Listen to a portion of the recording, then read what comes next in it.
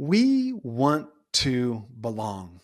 No matter where you're from, no matter your background, you want to have your people and know your people and feel that sense of belonging, right? That's just a deep-seated need that we all have. And in our current society, though, breaking and othering tend to describe what we have going on. Well, we have a treat today on the Live Faith First podcast. We have John A. Powell with us. He's a law professor at UC Berkeley, and he is a director of Othering and Belonging Institute at UC Berkeley. He joins us to give us practical steps for how to build bridges in society, long bridges, short bridges, avoid breaking. And he tells us his story of othering and breaking and bridging in his own family life and his own story. So sit down and enjoy this episode of the Live Faith First podcast.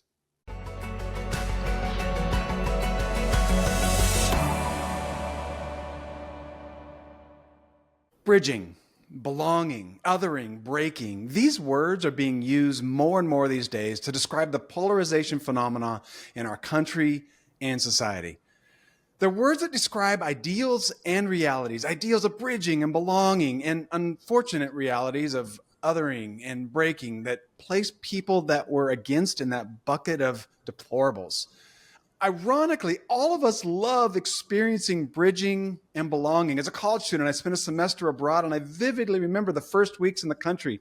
Any national that spoke to me led with English. Clearly, I did not look like I belonged. Now, by the end of the semester, people in the community were speaking to me in the national language. Now, I'm not sure what I did, but I know I felt like I belonged. So to help us with this conversation of bridging and belonging, we have John Powell with us. He's an expert in bridging, belonging, and maybe even, unfortunately, in some othering. But John, are you ready to help us navigate this conversation? I'm certainly willing to have a conversation, and I hope it's helpful. Yeah, let's do this. Well, welcome to the podcast. As I was just saying to you when I started reading your book, I really just love the way you think about this subject of belonging and bridging and all of that. And if you're willing, a little bit later, I'd love to hear about the story of you and your family and some of the breaking and bridging that took place there, but we'll get to that a little bit later. As we get into this, though, would you give us a cliff notes of your life? Where were you born? Where were you raised? How did you get to where you are today? Well, I grew up in Detroit, and my parents were from the South, sharecroppers, and I'm sixth of 9 children. Wow. And, you know, I say in the book, if I describe my family life to you in material terms, you might think, wow, this is a hard life. But that's not how I experienced it. It was wonderful. I feel like even though I had some bumps along the road, I had these parents' sweet state with my parents. They're two of the most loving, kind, generous people. I think both of them were saints, avatars, whichever your appetite. But they were special. And that wasn't just me. I mean, other people felt that as well. So, family's very close. Both of my parents have passed. The siblings are still close. So, grew up in Detroit in an area called Black Bottom. Okay. And it was descriptive. There were very few white people that I came in contact with growing up until I went away to college. Is that what kind of got you started in this bridging kind of belonging thing, or is that a longer part of the journey kind of further down the road? Well, I think it started, I think it's hard to know your own autobiography. And I think, sometimes we think remembering is you take a snapshot or a video and then you play it back 2 years later. That's not really how the mind works. Remembering is really that. Remembering, you're actually putting stuff together each time you think of something. So, I'm a little ways away from my childhood now. So my memory of it, I wouldn't bet my house on. But I think the issues that I work with now were present when I was a child. And I think almost everyone's first experience with belonging is in their family. And for many of us, unfortunately, one of our first experiences of being othered or breaking is also in the family. It's very painful because you have these people that love you and you love them, and then something happens. And so that happened in my life. In this very nested family, very loving family. And when I was 11, there was a rupture. partially over religion. Um, but it really shook me. I think I really fundamentally changed when I was 11. I was a kid until Yeah. I was 11. And when I was 11, I was no longer a kid. I had a rupture with my family. My grandmother, who was very important in my life, died. Uh, so it's like my world got turned upside down. And, uh, and I think part of it was that I was experiencing radical othering. I was experiencing aloneness. And at 11 years old, it's like, I didn't have words for it, Right. Right. our community. So I think that's really the reasonable fountainhead for Yeah. a lot of Yeah. the work. And we'll get into that a little bit more because it really is from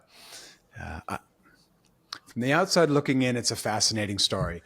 Being an 11-year-old in the midst of it, I can't. It's hard to fathom. But let's save a few more details of that till a little bit later. But what I'd love to make sure is that first off, we're all kind of on the same page here with some of these terms we're going to be using today because they're either newer words or we think we get them, but I just want to make sure we're on the same page. So would you describe or define othering? We're going to do forwards. We're going to do othering, breaking, belonging, and bridging, but let's start with othering. What can you define othering? What does that look like in practical terms? Well, in some ways, we all know the experience of being othered and othering people. It's basically not according someone full dignity and humanity. Um, Sometimes it's the sense that they don't speak the same language. And it's more than just being different. It's also sometimes suggesting they're a threat to who we are, a threat to our way of life, our jobs, our cultures, our religion. Um, when we describe the other, we oftentimes do it in two-dimensional terms. Um, so a lot of the isms, if you will, are organized around othering, but they're just more particular expressions of othering. So anyone can feel othered, any group can feel othered. Um, and when it happens at an institutional, systematic way, it's much more significant. So if your country others you, or if your school or others you, or if your church, it's different than just an individual. And so that's what we're experiencing in the world today, is that we're constantly pointing our finger at a group and saying, they're despicable, they're deplorable, they're the reason that things are not going well in the world. If they would just go away, then things would be better. Yeah, yeah, which is a very, very interesting phenomena. Maybe we'll get into that as well. But talk to us about breaking. What's again, seems pretty straightforward, but define breaking for us. What's that looking like on our world today? Yeah, breaking is just one of the mechanisms that produce othering. And you can think about people being together and then breaking, like a breakup, right? So the mechanism is that we tell stories about people. I can't believe what he did. That puts them in that othering space. Othering is sort of almost like the terminal. And when you finish, they're done. And so when we have differences, there's a question as to what do they mean? And breaking helps us give meaning to that. And there's stories that are breaking stories, and the opposite, which we'll talk about shortly, I'm sure, is bridging stories. Um, and if you look at most of the stories in the news today, most of the stuff on social media, it's breaking. It's about, the, again, deplorable other and what they did. And breaking stories, we're talking about someone, we're telling their story, we're not listening to their story. We're putting them into a box. So I'm talking about Elliot. He's like, I can't believe Elliot got on this podcast with a beer. Did you see that? Of course I have a beer too, but I'm not listening to you. I'm actually talking about you. Yeah. You're just a prop in my story, and it's a negative prop with that. Yeah. All right. I love that. And that's going to tie in nicely a little bit later here when we talk about story. But let's move on to belonging. What does belonging look like? How would you define belonging? Well, in a general sense, I remind us that we're literally born in the world attached to another person. A baby doesn't survive. Baby doesn't even have meaning outside of the community. So There's a famous psychologist, social psychologist named Maslow. He had what he called hierarchy of human needs. And by his account, physical safety, food, and then belonging was the third most important need. His students have since said actually belonging is the first need, because without belonging, we don't get food or safety. So whether it's three or one doesn't matter. The point is that we need a place that we call home. We need a place where we can exhale. We need people who see us. We say, I get you. That's a very comforting thing to feel like someone gets us. Someone cares about us. We matter somewhere in the world. And there are ways of expressing that. And there are ways of expressing it one-on-one, between groups. There are ways of expressing it through physical designs, through sacred symbols. So if we build a building that doesn't have access to people in a wheelchair, we're basically sending a message. They don't belong in that building. And when you don't belong, it can be deliberate or it can be inadvertent. Bad things happen. When you do belong, you thrive. So all of us need to belong. All of us need to be seen, need to be in our family, in our community, in a large society. So belonging is recognizing not only each other, but also recognizing at some level we are connected. And may be different ways in which we think about that. Are we all God's children? Are we our brothers and sisters' keeper? Do other people matter? Some people say strangers are the friend that I haven't met yet. So when we can relax, when we can be ourselves, knowing that we still matter, that's belonging. Yeah. Yeah, that is... just hearing you say those words make me feel comforted and calmed. But just as you think about that belonging and how, when we strive to find commonality, how important that is, whether it's in a short conversation where you say, hey, John, how many kids do you have? Oh, I have 3 kids too. And all of a sudden now we have something in common. Oh, you live in the Bay. I live in the Bay Area. I'm just a few miles south of you. Right. So just even those small things that we can do, they give you a comfort, they give you a safety, but they allow you to know that there is a connectedness here. There is something, no matter what. I did not grow up in Detroit. So even though we maybe didn't grow up in the same city, that there's still places of connection that we can have, right? So, and that probably, I think, leads us really nicely into bridging. Would you describe what bridging is? What is that? What's that concept mean? So bridging is the concept of actually connecting with someone who's apparently different. And there's a woman friend of mine who, I think she was the dean of Yale or Harvard Law School, and she wrote a book and she talks about what difference does a difference make. And it's really insightful because difference itself is not an issue. It's what difference does it make? And that's a social, cultural phenomenon, not sort of objective fact. But bridging is saying, okay, we have these apparent differences that are somehow recognized in society. And in those differences, there's a gulf. There's a cleavage between us. Bridging is literally crossing that cleavage, just building, connecting with that person or that group that's apparently different. And again, it's not just they're different. If we go further and say they're apparently different and there's something wrong with them, there's a threat, then bridging is the willingness to actually engage with those people. And the heart of bridging is compassionate and empathetic listening. It's listening not simply with the mind, but also with the heart. And when we listen with the mind, we're oftentimes listening for errors. He said it was Genesis 24. It was not a Genesis 2. He got it wrong. Or, the way he said something I didn't like. So the mind tends to be a little bit more categorical and critical, and wants to be right. The heart wants to be in relationship. And so it's like, tell me your story. Tell me what's important to you. Not that I necessarily agree. Not that I necessarily think it's right or true in some objective way, but it's who you are. So I want to know who you are. And that's bridging. And we have many different types of bridges. We have what's called short bridges, which would be relationship between you and your community or you and your family. You have the same language in your family, probably. You have the same food, you have the same parents, you have a lot to draw on. You have a lot already that you can point to that you have in common. And yet, there's a gulf between you and your cousin, or you and your brother, or you and your sister. Maybe you haven't spoken for 2 years. Uh, that's a short bridge. A long bridge is the person that you never even met or don't know. Everything you read about, you consume on social media, you know more about that person than that person themselves. You can't imagine being in the same room with that person.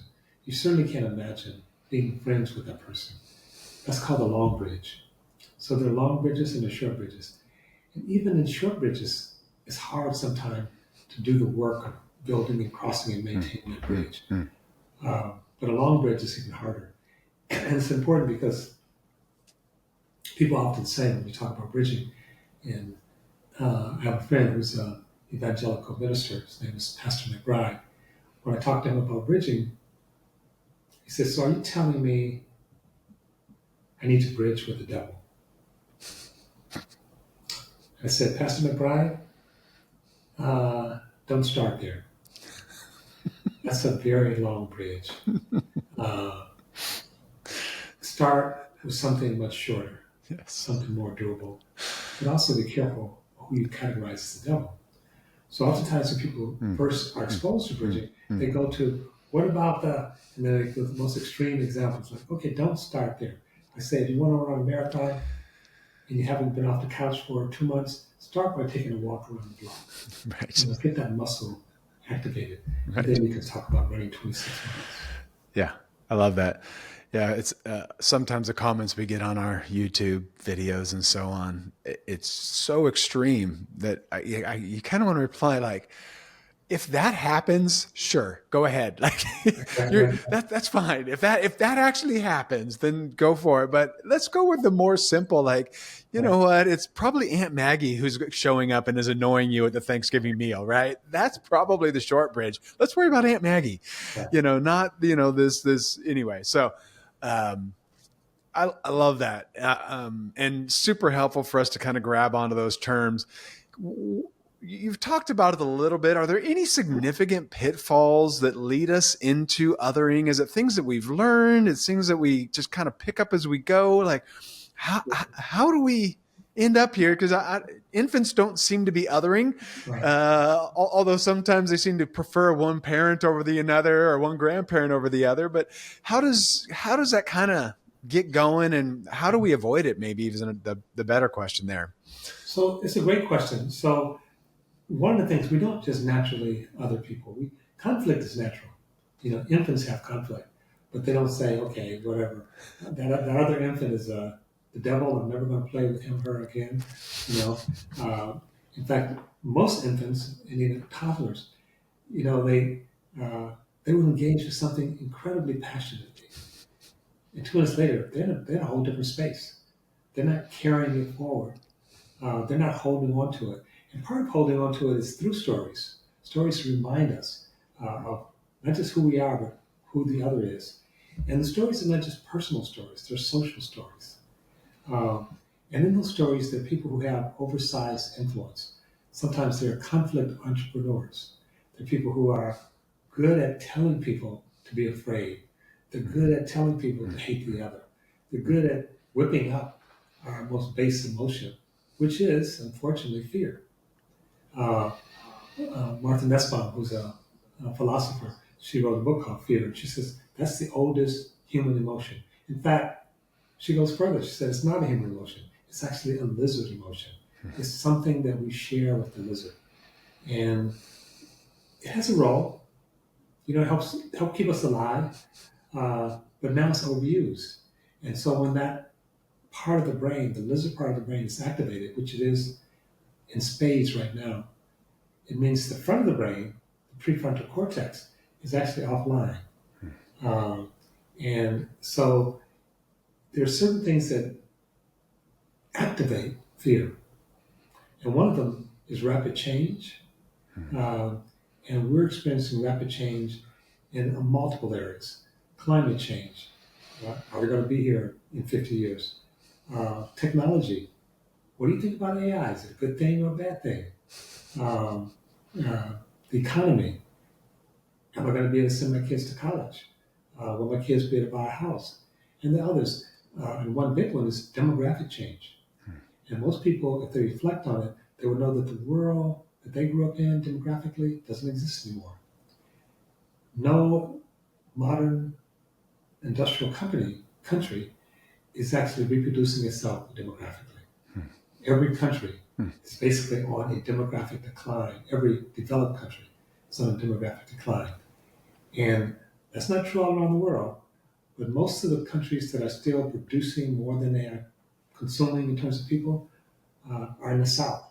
And most of those countries in the South are in Africa. Hmm.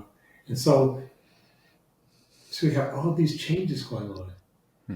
And that creates anxiety. We can only process so much change in a short period of time comfortably. We are way beyond that. Yeah. And so how do we process that change?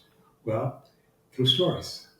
Because it's not the change itself that's the problem. It's how do we make meaning of it? Mm-hmm. And one thing, you just turn on your television or social media tonight and surf. You'll see almost half of the things on television about the future are dystopian.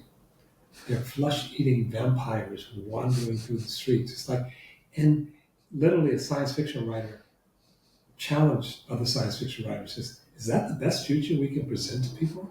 Yeah. We keep telling people, be afraid of the future.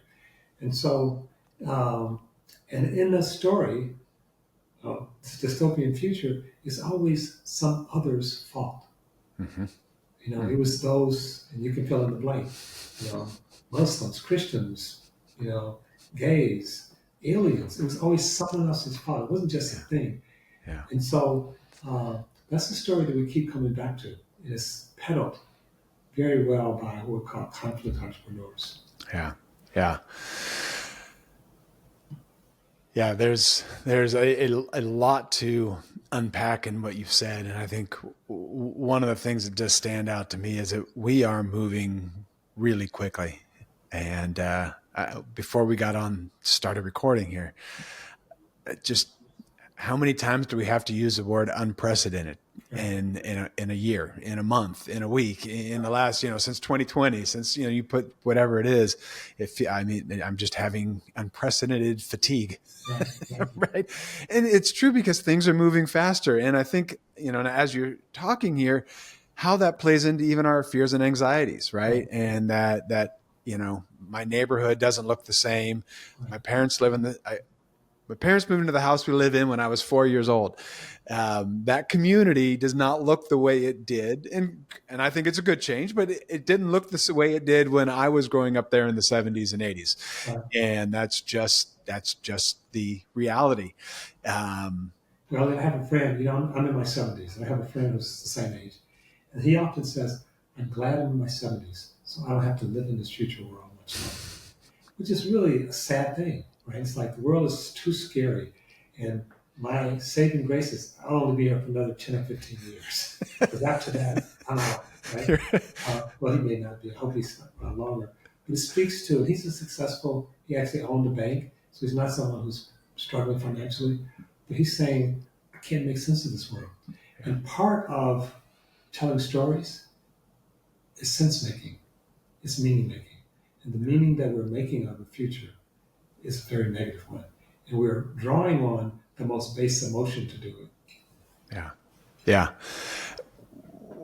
Let's dig into story for a second. How do we change that narrative? What does it take to start telling ourselves different stories about what the future could look like, or even larger than that? I mean, I'm not sure a movie that says that the world turns into a paradise is really going to sell a lot of tickets. So we might not get that. It's still going to be aliens or zombies or something, but we can change the narrative, like the narrative either that we're telling ourselves or the narrative that we're communicating to those around us. Talk about story and how powerful it is, and maybe how we can use that to our future benefit. Right. Well, And I don't mean stories in an insipid way. I mean, they're deep. Joseph Campbell said myths are oftentimes more true than truth. They're doing some work, and part of it is the work they're doing is they're speaking to different parts of the body. So in academic world, our stories tend to be very unattractive. They tend to be full of equations and footnotes. I just wrote another book, and I had, I think, 500 footnotes. I don't expect anyone to read those footnotes except maybe another academic. So maybe 3 people will read those footnotes. So I think it's a compelling story, but it's not a story that has any uh, social appeal. My brother won't even read it. He says, when I open up your book, it gives me a headache, right? It's going to help me get tenure at Berkeley. Um, so we need stories that resonate with people, that are fun for people. And yet they can't be insipid stories, which oftentimes those negative stories are insipid. They're just, good versus evil, black versus white, you know, um, extremely polarized. That's an easy story to digest, but it's problematic. So what's a more complicated story that doesn't have 500 footnotes? A story that's fun, a story that's accessible. And some of my examples, one of my prime examples is Pixar. So I do work in the mind science. I know a little bit how the unconscious works. It's incredibly beautiful and complicated. And when I talk about it and write about it, it's another 500 footnotes. Pixar took the issue of the unconscious and turned it into a movie, Inside Out. And in fact, they have a sequel, Inside Out 2. It's fun, and it's pretty accurate. So they've taken this very complicated concept and they boiled it down and made it accessible and fun. Those are the kind of storytellers we need. Um, and it's not just Pixar. I mean, the United States is a story. It's actually a fascinating story. If you think about, uh, those who were here in terms of Declaration of Independence, they had to imagine something that wasn't before. They hadn't been a democracy of the type that the United States was imagining. They went and looked at the Greeks. They went and looked at, uh, Jefferson went to France. Like, let me think about this. So it wasn't just, I'll just make something up. It's Yeah. like, has anyone ever thought of this before? Okay, why didn't it work? Why wasn't this sustainable in Athens? Uh, so um, we don't think of America as a story, but it is. Money is a story. Hmm. Hmm. For most of human history, there was not money. And at one time, money came into high use and then it went away again. And the only reason money works is because people believe in it. Like your dollar bill, you think you have something. You have a piece of paper. Uh, some people, and I don't mean to say anything controversial, but Harari, who is an Israeli historian who wrote the book Sapiens, he says religion is a story.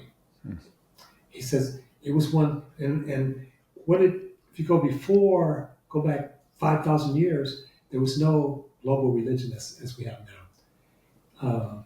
And the idea of all of us being children of God, which people will still take issue with, but now you can at least say that with a straight face. You couldn't say that 5,000 years ago. Mm-hmm. Mm-hmm. You said to the Pharaoh, the person that you're burying with me, is that both of us are a child of God? Are you crazy? Cut this guy's head off, right?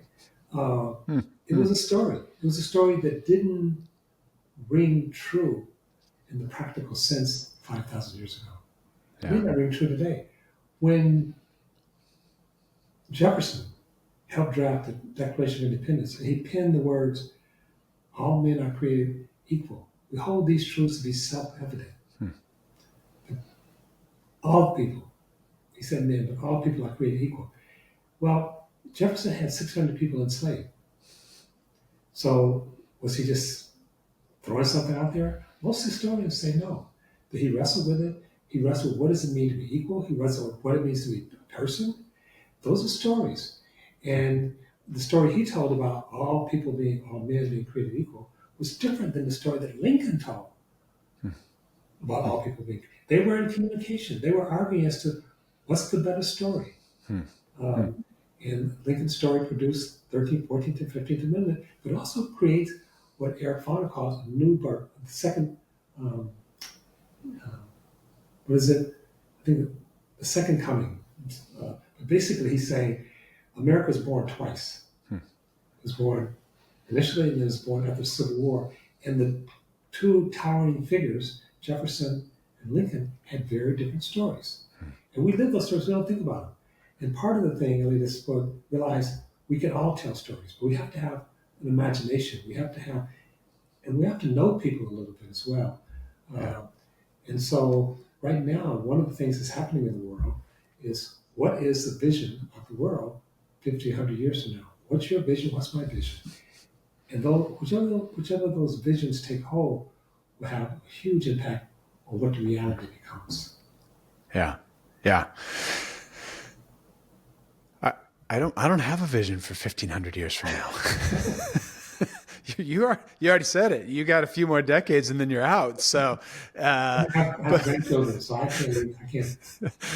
But I think the point is well taken. If we expect the Earth to still be here in some form with humans on it in 1,500 years, what are we doing to start creating that story, to create that eventuality so that it would be possible? Right. I'm not sure, at 500 years or 1,500 years ago, at 500, if people were thinking about us in the year 2000 or 2025, but it's an important thing. Now, with story, though, not only are there these large kind of narrative stories, there's also the individual story, stories that we tell one another, the story that helps me know who you are, which just in reading your book and our short time together here, you start to get a better understanding of who a person is. Never completely, but a little bit more. Why is story, individual story, so important for bridging? Why is that such a kind of a key component that helps cross those divides and kind of this bridging initiatives?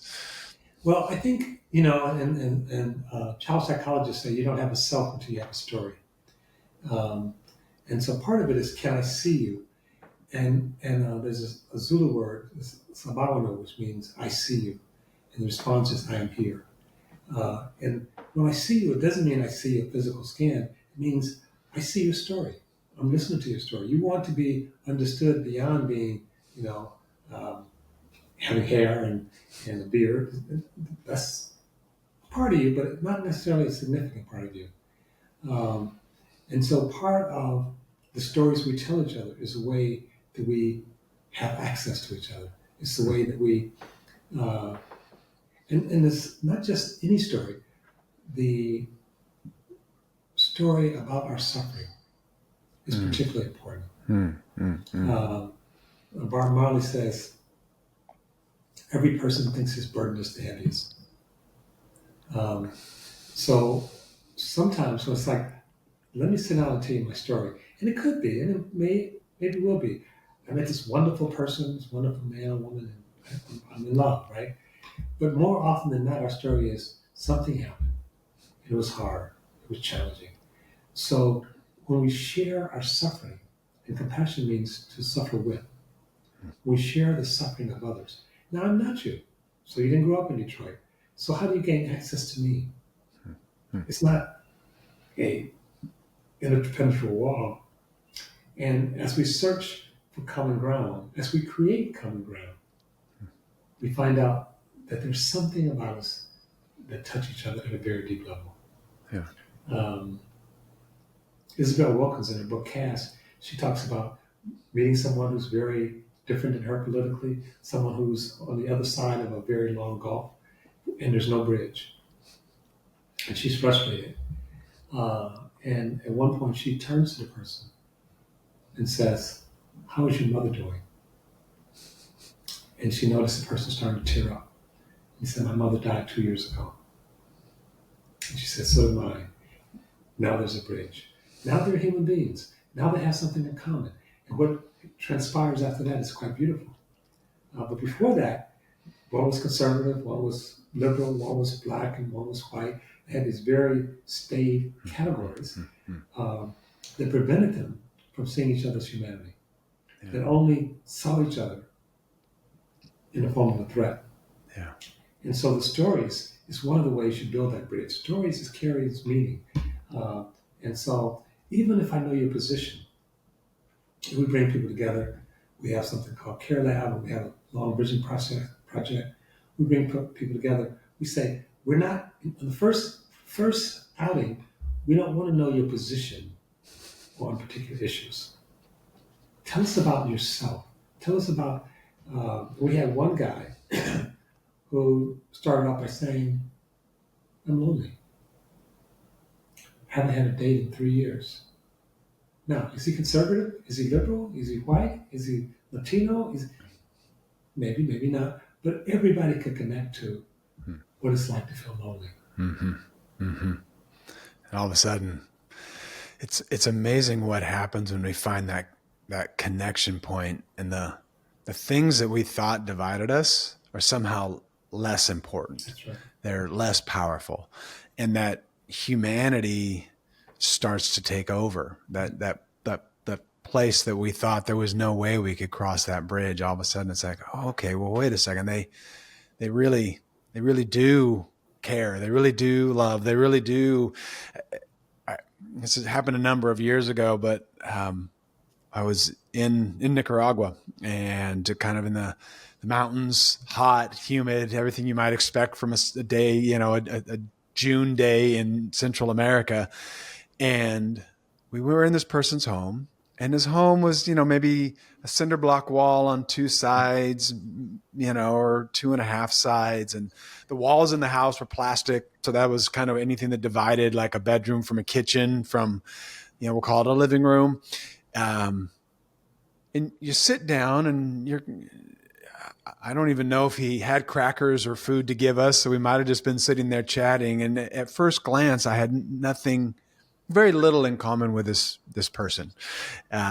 He's a farmer in the hills of Nicaragua. I'm a pastor from Silicon Valley, right? And what could we possibly have in common? And as we started talking, it became clear we actually cared about exactly the same things. Now, it looked different, but for him, like, man, I really hope we get rain this year, because if I don't get rain, then I don't have crops. And if I don't have crops, I can't feed my kids. And it became clear we both love our children. Mm-hmm. We both want to thrive financially. Now, I'm not talking about getting rich. I'm just talking about, I want to have enough to feed my kids. I want to have enough to get from point A to point B to just have a comfortable life. And here is a place where it didn't look like, you on the outside, you wouldn't see a lot of connections between us, right? But at the core, we're 2 guys just trying to make our way and take care of our families, and we have a career, and we're trying to be the best in the career that we've been given, and to go with that. And so in that moment, I felt, we weren't trying to cross bridges. But with that said, that his humanness became very clear to me, that this is another person who we actually really, really, really want the same things. And I think that's interesting in a lot of polarizing subjects. We're arguing about something that we actually all agree on. Now, the tactics of how we get there, we disagree on, but we can often agree on kind of the big chunky, like, hey, there's got to be something we can do for the unhoused in our community. Like, that's not good. Okay, we agree on that, right? Now, how we go about it, yes, there can be disagreement on. And so I think if we're looking for points of connection, we can find them. But if we go in with, I am not going to agree with somebody from the other side of the political aisle, I'm not going to agree with somebody who doesn't look like me or speak English the way I do or whatever it is, then they're the other. Right. and that bridge won't get built, because we've already kind of predetermined that that's not somebody I will ever get along with. I think that's true. And we've already put them in a box, and we're not curious. Yeah. It's not like, tell me why you feel that way. You feel differently than me. And I can't say, you feel different than me, you're wrong. And you're a bad person, you're an evil person. That's why you feel that way. Have I ever talked to you? Right. And the Dalai Lama does a thing with some people in the mind science. And when someone is deeply other, when you see another human being, there's a part of the brain that lights up. It doesn't mean you're going to invite them home or they'll be a friend. So just nature decided it'd be nice for humans to recognize each other. So we see another human being, parts of the brain light up. When you deeply other someone, that part of the brain does not light up. We literally, at unconscious level, don't see some people as human. And so there's an experiment where they have people connected, and they're watching their brain, and they're watching homeless people. And one of them, Dalai Lama or someone, is talking to the homeless person, and the part of the brain is quiet, right?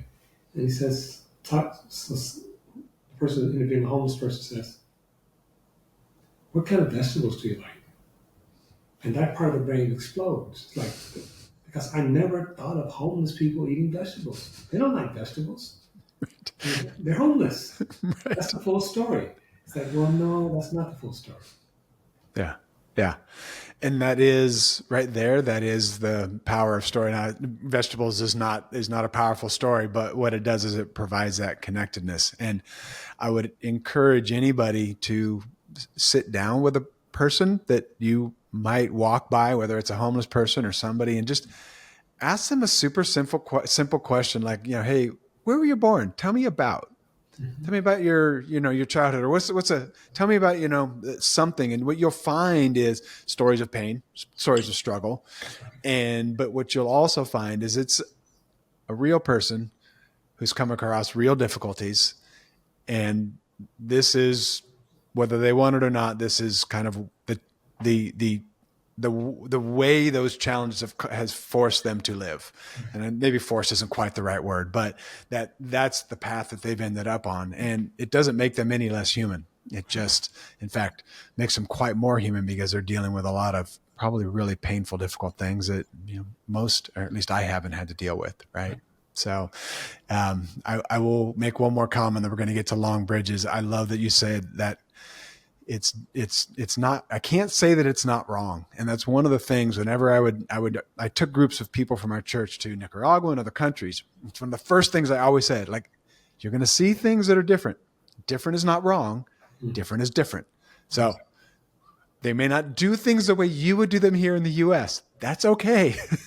But let's not judge it as wrong. Let's ask questions as to why it's being done that way. Maybe there could be a better way. I'm not saying there isn't a better way. I'm just saying, before you judge it as wrong, let's at least look at it as different and figure out, like, hey, why do you do it this way? And you will probably be amazed. One of the things that this one always trips me out. So in high school, I lived in Nigeria. So spent 3 years there. And Nigerians chew on wood. So you can go to the market and you can buy a little piece of wood, looks like a little thin stick, little flat thin stick, and that's essentially their toothbrush. What they found, though, is that particular wood that they chew on actually has a compound which strengthens your teeth. So I might go, that's wrong to chew on a stick. And my dad was a dentist, so chewing on anything that wasn't food that you were consuming wasn't great, but it actually was a benefit. So as a North American who grew up with toothbrush and floss, I would say you need to floss your teeth and you need to put away the stick. I don't know what you're doing with the stick, and you need to get a toothbrush. When in reality, what they were doing by chewing on this stick and actually cleaning their teeth with, kind of what ended up being bristles at the end of the stick, was actually improving their dental health. Mm-hmm. So can't always judge just because it's not what you do. There actually could be something behind it that's terribly beneficial if we'll choose to ask the questions and find out. So I had that experience, a similar experience. I'll just recount very quickly. I lived in Africa, did postgraduate work there, and me and my partner, we planted a garden. We lived up in the countryside, and other people around us was burning the ends of their crop. And we thought, well, they're not environmentally conscious, and what can you expect? They probably didn't go to high school or whatever. But we weren't going to say anything, just take a note of it. And then the food started growing, the rains came, and we had ants like a Fellini movie. I mean, like the ants were coming, waves, armies of ants, and they were consuming everything in their way.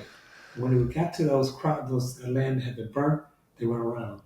When they got to our land, we didn't have one thing left. The ants consumed everything. So I was like, oh, this is what they were doing. Yes, which is why it's really good when we keep our mouth shut sometimes. If we're not going to ask questions, at least don't say anything at all, right? Oh, that's so good.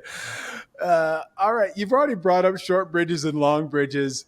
What are some things we can do? Let's start with short bridges. What are some things we can do to cross those short bridges? So again, short bridges is friends, family, community members, people that we already have a connection with, and that bridge that we're trying to cross just isn't as long because we don't have as many barriers between us. So, what's some of the things we can do to maybe cross some short bridges?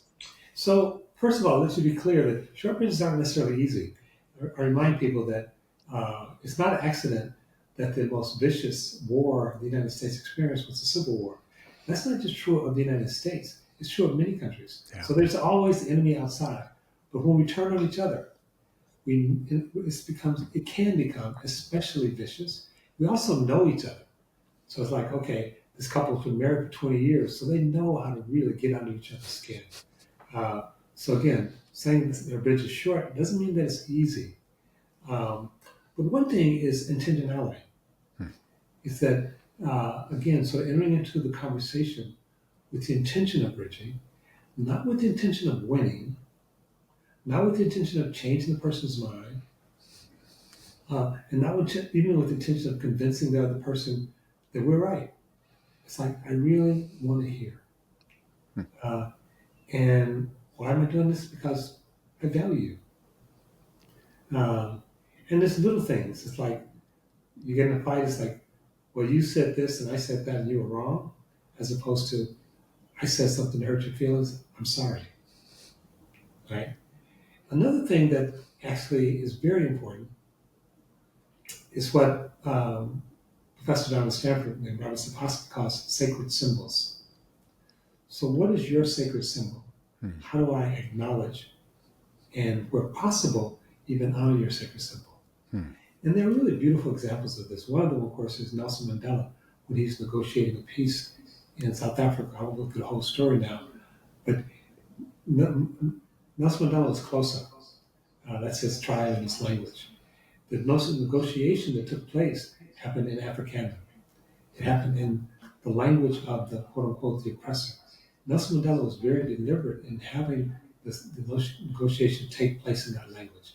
And then the whole rugby game that he went to, it was like acknowledging the sacred symbol of the other side. And so what's important to you as somebody? How do I actually give some deference to that where appropriate?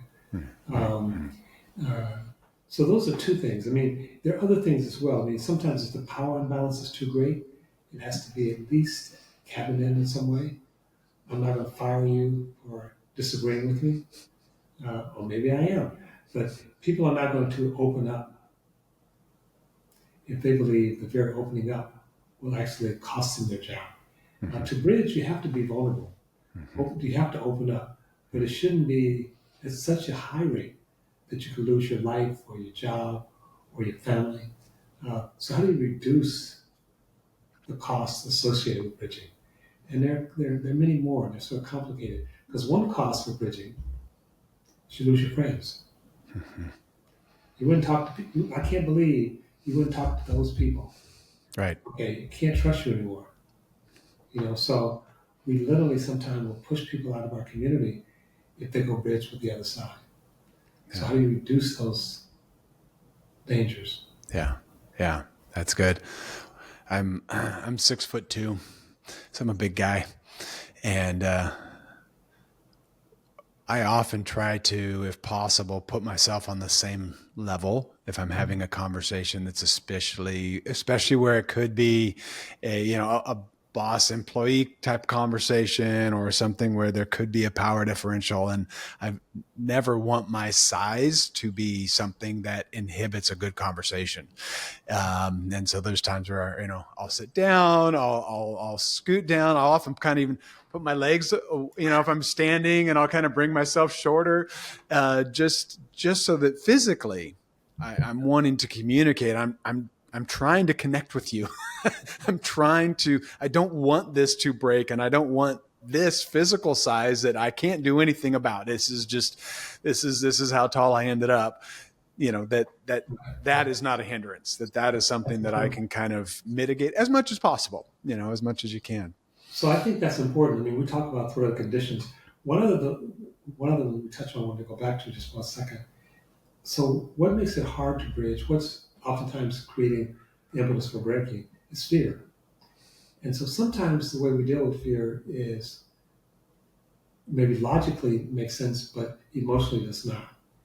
And that is, if I say you should not be afraid, if I say your fear is stupid, if I say your fear is wrong, in some ways, I'm not only disagreeing with you, I'm also belittling you. Yeah. Uh, and so again, remember that bridging is not about factual agreement. It's saying, I care about you. You're afraid? Okay, that must be hard to live in a world where all this anxiety is going on. That must be hard. Not that you care about COVID, it doesn't even exist. You must, So it's a different register. And it's not negotiating. Bridging is not negotiating. It's not compromising. It's not argumentation. It's something quite different. And it's an inquiry. It's being open to the person. It's being interested in the person. It's wanting to know how the other person feels and thinks about things. Yeah. I love that. I love it. It is so easy when somebody has a different fear than I do, or a different problem than I do, or a different reaction than I do, and mine is maybe more socially acceptable or more, and I'm quoting for everybody who's listening to this, normal. They got air quotes going. For me to now look down upon you, you care about that? You're afraid of that?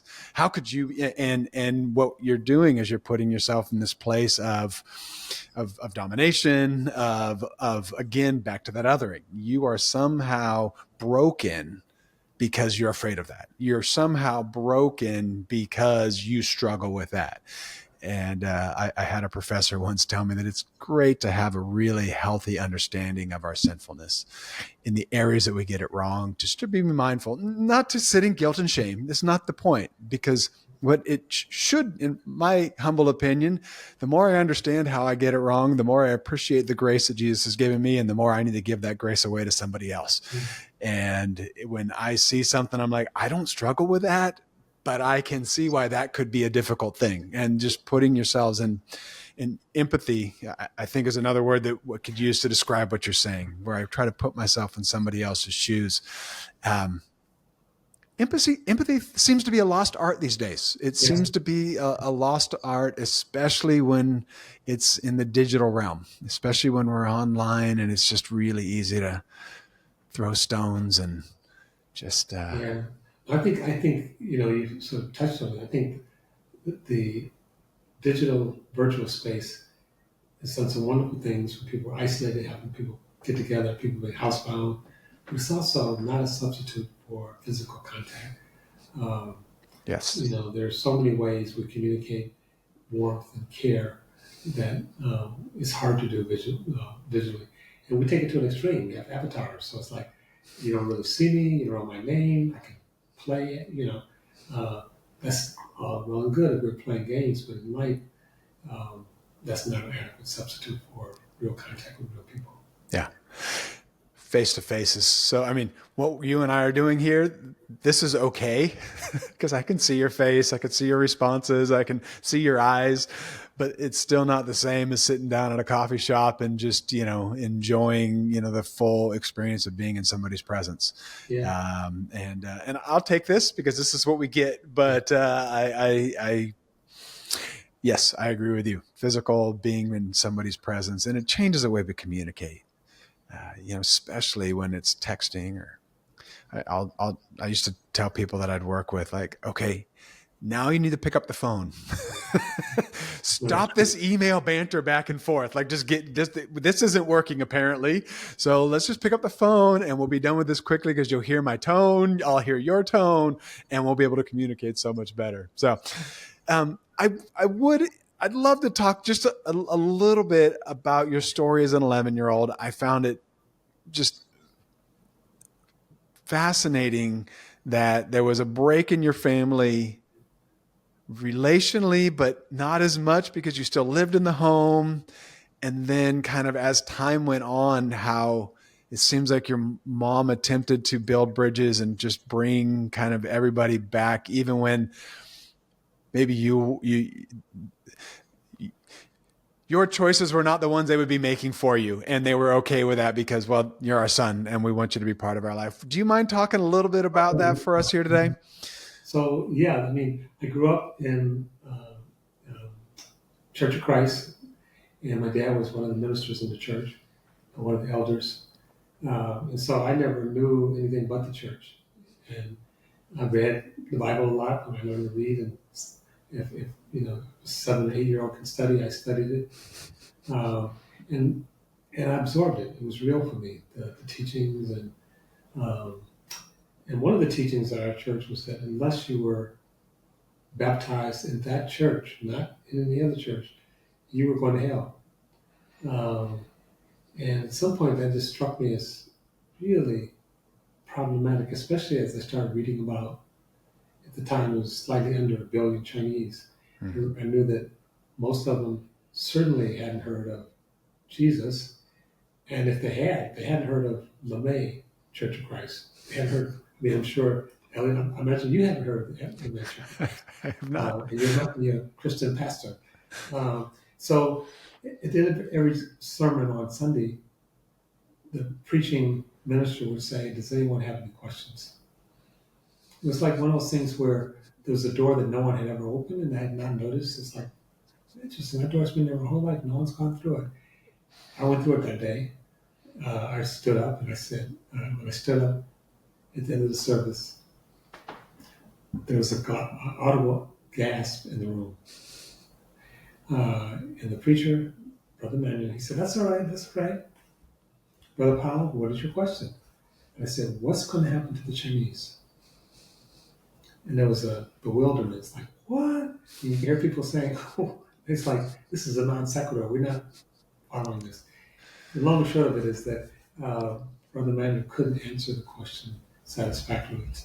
And at some point, he even got flustered and he just said, well, don't worry about it. But I could not worry about it. And I never went back to church. And for my dad, for me to fall away from the church meant that as a Christian minister, he was instructed not to have fellowship with me. So for the next 4 or 5 years, we didn't have fellowship, which basically we didn't talk to each other. So from about 14 to 15 or 16, I had a very uncomfortable relationship with my family. Now my mom, she was not having it. It's like I was her baby boy. My dad's the love of her life. And she went to work. It's like there's no way she was going to let that gulf between us be life-defining. And so she ended up bringing us back together. She became the bridge builder. And that happened. She was in that role several times in my life. And we asked earlier, so to me, that's sort of like a defining moment in my life. And also I had these people in my life who were telling a different story, who was playing with things, and all in service of not only deep values and conviction, but also deep love. Yeah. And I knew even then, even though I felt othered, even though I could feel the break, even though I was in pain, I knew also that my parents loved and cared about me. And at some level, I even appreciated my dad's conviction.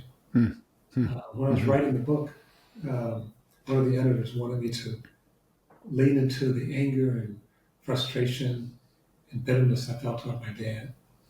And I said, it's interesting way of looking at it. It's an interesting story, just not mine.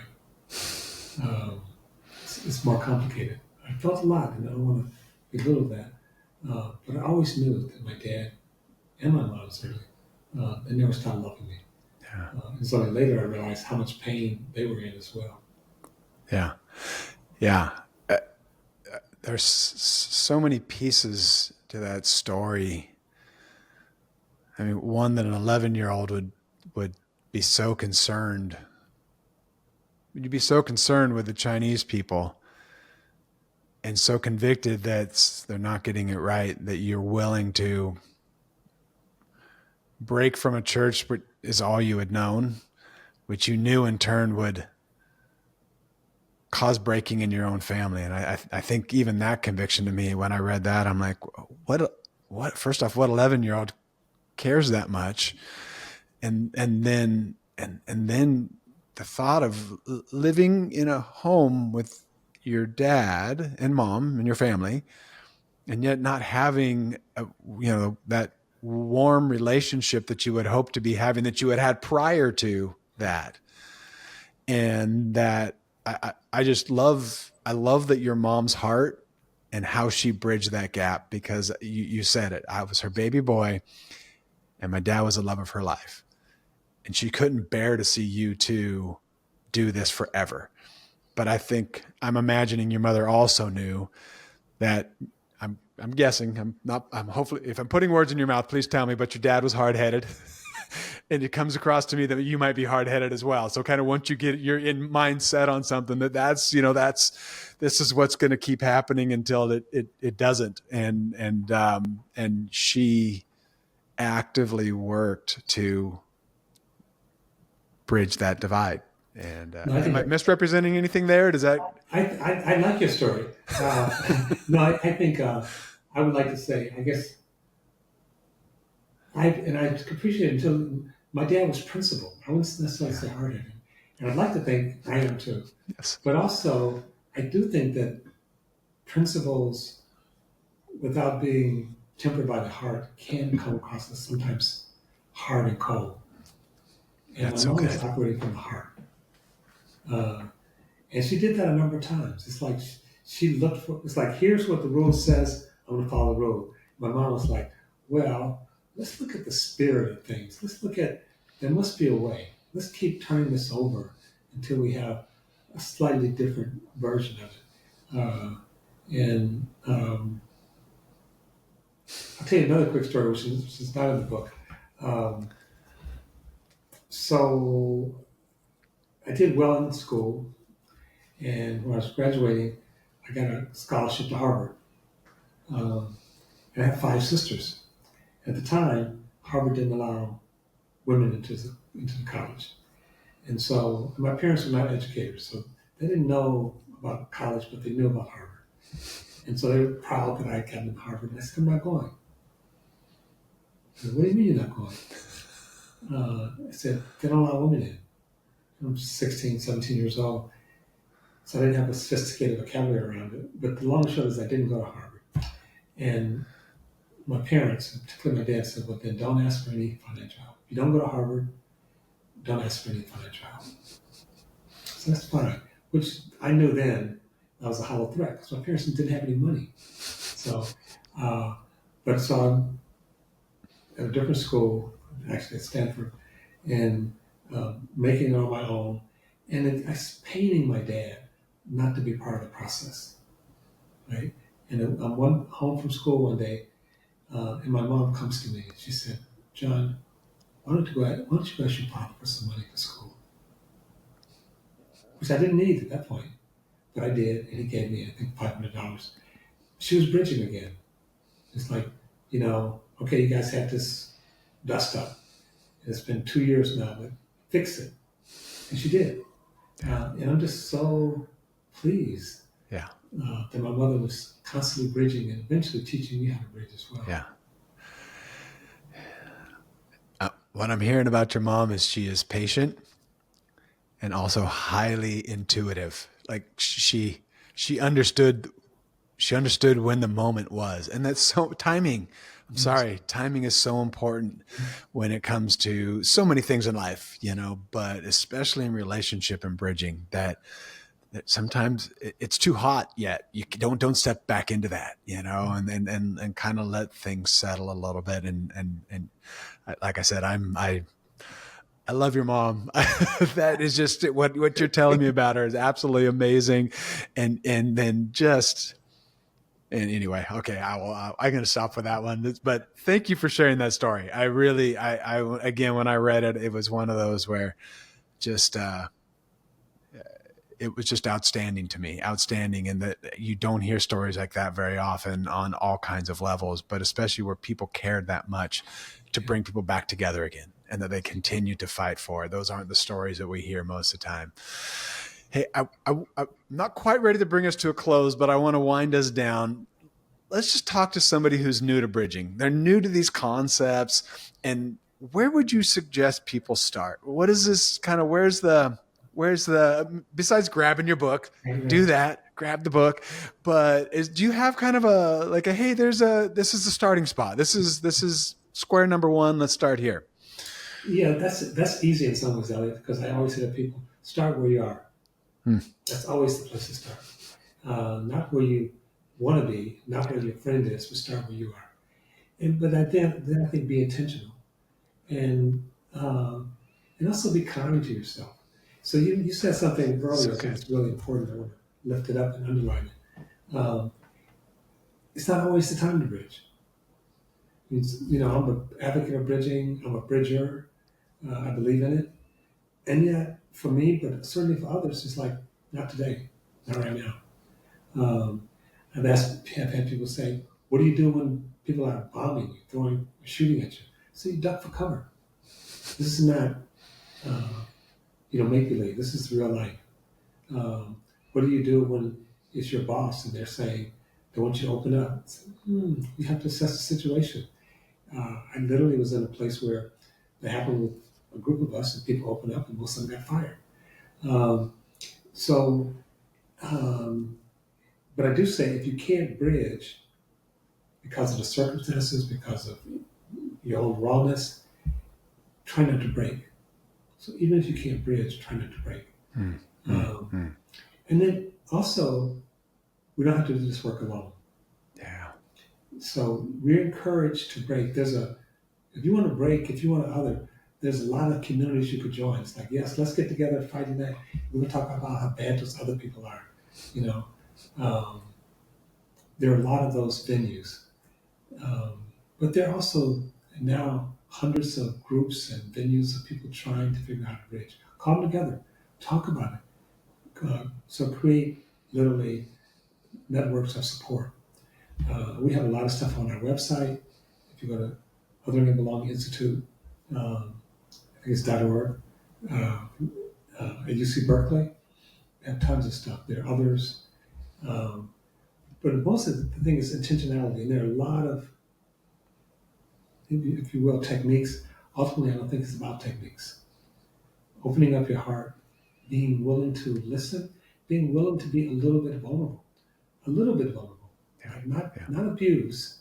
I'm not saying let someone scathe and berate you for 20 minutes. Right. So the last thing I say on this is that the guardrails. You have to know what your guardrails are. And mine are pretty broad. So when I go talk to groups and they say, and I'll say, I have some guardrails. And they say, what are they? No violence. And I've had groups say, I can't adhere to that.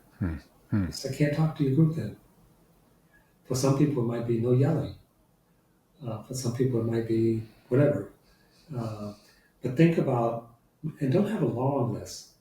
Sometimes people do have that, it's like, first we have to end, whatever. And you can put in the list, poverty and capitalism and, whatever.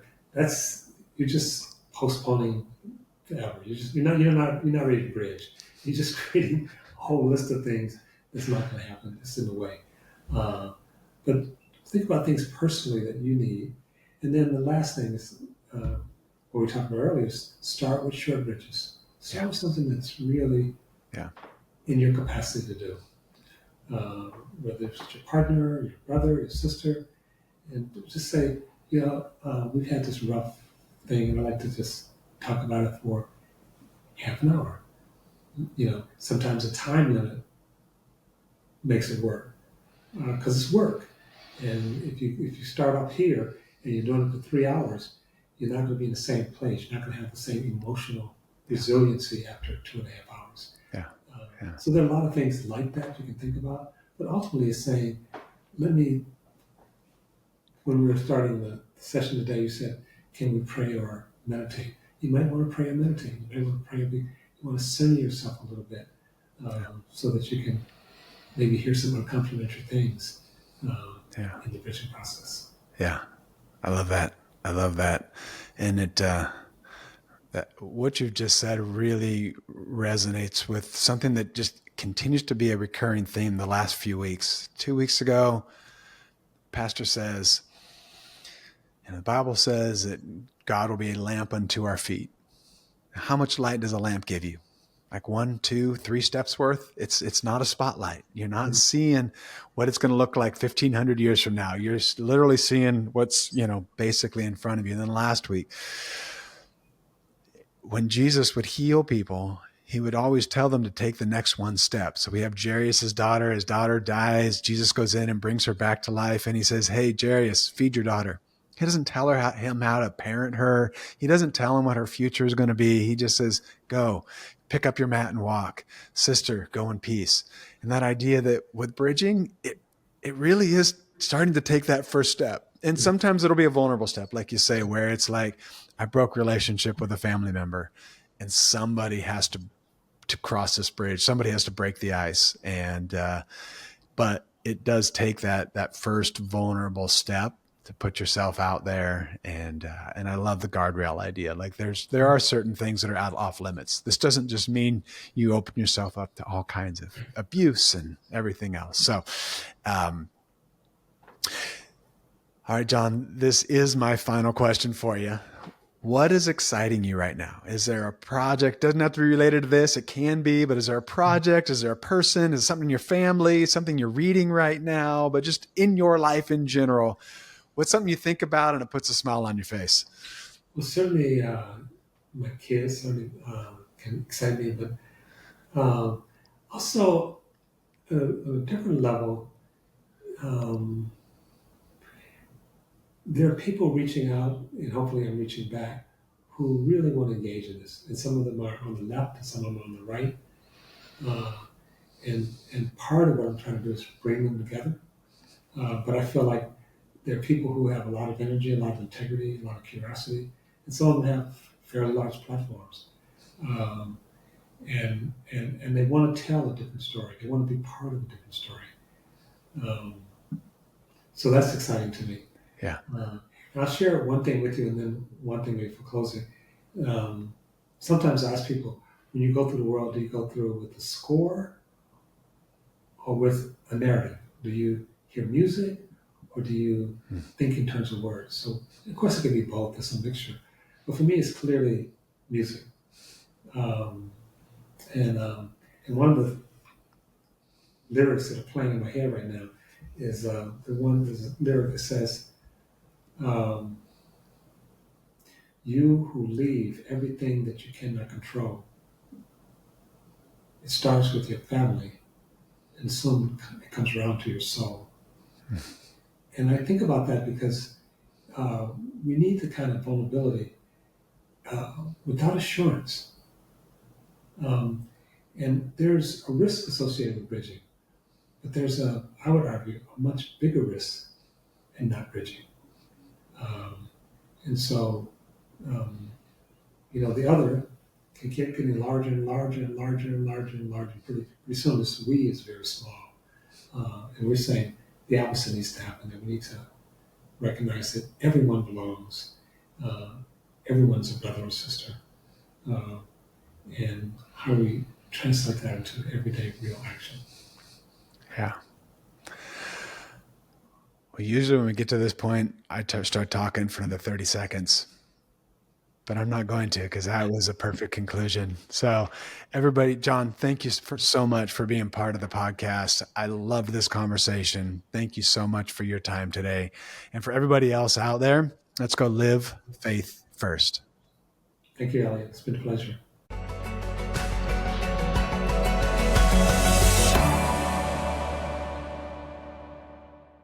Hey, you're still here. That tells me that you enjoyed that conversation with John Powell. Man, was that fun. He had so many great things to say. It's hard for me to kind of pick out the one thing, but the one thing is, what's the one next step? As we said near the end there, We often try to get ahead of ourselves and we try to create these long, big plans. But the truth is sometimes it's one phone call, it's one text, it's one step forward. It's knowing that I have a lamp alone and I don't know what it's going to look like at the end of it, but I'm willing to vulnerably take a step. Say vulnerable, but vulnerable nonetheless. So in the comments, would you tell us what's your next one step? What's that one thing you can do today, this week, to build a bridge? Maybe it's a short bridge with somebody in your family that there's been breaking with, or somebody in your community, or maybe it's a longer bridge and it's like, I need to do something about that. So tell us in the comments, what's the one first step that you're going to take to help build bridges in your community and in your society? All right, everybody, let's live faith first.